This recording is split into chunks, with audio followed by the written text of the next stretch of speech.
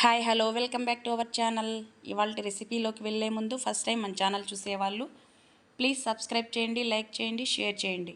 ఇవాళ రెసిపీ మెంతిపప్పు ఎలా ప్రిపేర్ చేయాలో చూద్దామండి. ముందుగా తగినంత ఆయిల్ యాడ్ చేసుకొని 1 టేబుల్ స్పూన్ ఆవాలు యాడ్ చేసుకోవాలి. ఆవాలు వేగిన తరువాత 2 టేబుల్ స్పూన్ ధనియాలు యాడ్ చేసుకోవాలి. 1/2 టేబుల్ స్పూన్ మెంతులు, 1/2 టేబుల్ స్పూన్ జీలకర్ర యాడ్ చేసుకోవాలండి. మన స్పైసీకి తగినంత ఎండుమిర్చి యాడ్ చేసుకొని ఒక పెద్ద సైజు ఉల్లిపాయ వేసుకోవాలండి. ఇది కాసేపు మగ్గిన తరువాత 1 టేబుల్ స్పూన్ సాల్ట్ యాడ్ చేసుకోవాలి. 5-6 వెల్లుల్లి యాడ్ చేసుకోవాలి.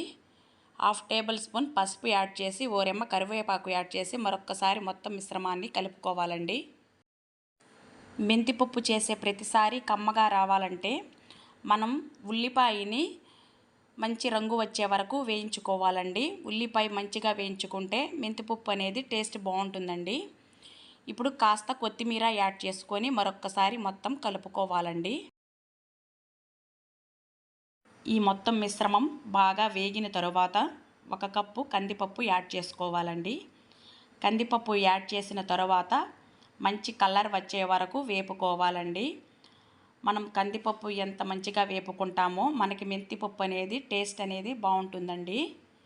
మాడిపోకుండా ఫ్లేమ్ సిమ్లో పెట్టుకొని వేపుకోవాలండి. చూడండి మంచి కలర్ వచ్చింది. మనకి పప్పు అనేది వేగిపోయినప్పుడు మంచి వాసన వస్తుందండి. అలా మంచి స్మెల్ వచ్చినప్పుడు పప్పు మనకి వేగిపోయినట్టు. ఇలా వేగిన పప్పులో 2 టమోటాలు యాడ్ చేసుకోవాలండి. తగినంత చింతపండు కూడా యాడ్ చేసుకొని మరొక్కసారి మొత్తం మిశ్రమాన్ని కలుపుకోవాలండి. టమోటా అయితే పప్పు వేగిన తరువాతే యాడ్ చేసుకోవాలండి. ముందే యాడ్ చేస్తే పప్పు అనేది సరిగా వేగదండి.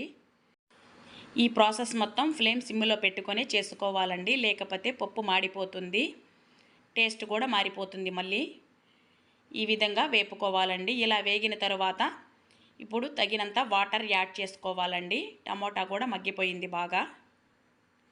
ఇప్పుడు తగినంత వాటర్ వేసి పప్పుని మెత్తగా ఉడికించుకోవాలండి.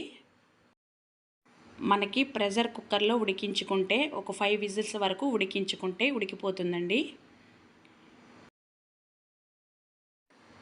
చూడండి ఈ విధంగా పప్పు ఉడికించుకోవాలండి. మనకి పప్పు ఉడికిపోయింది. ఇప్పుడు మెత్తగా మిక్సీ అయినా పట్టుకోవచ్చు, లేకపోతే పప్పు గుత్తు ఉంటే మెదుపుకోవచ్చండి. అంతే అండి, ఎంతో కమ్మటి మెంతిపప్పు రెడీ అయిపోయింది. మీకు రెసిపీ నచ్చితే తప్పకుండా లైక్ చేయండి, సబ్స్క్రైబ్ చేయండి.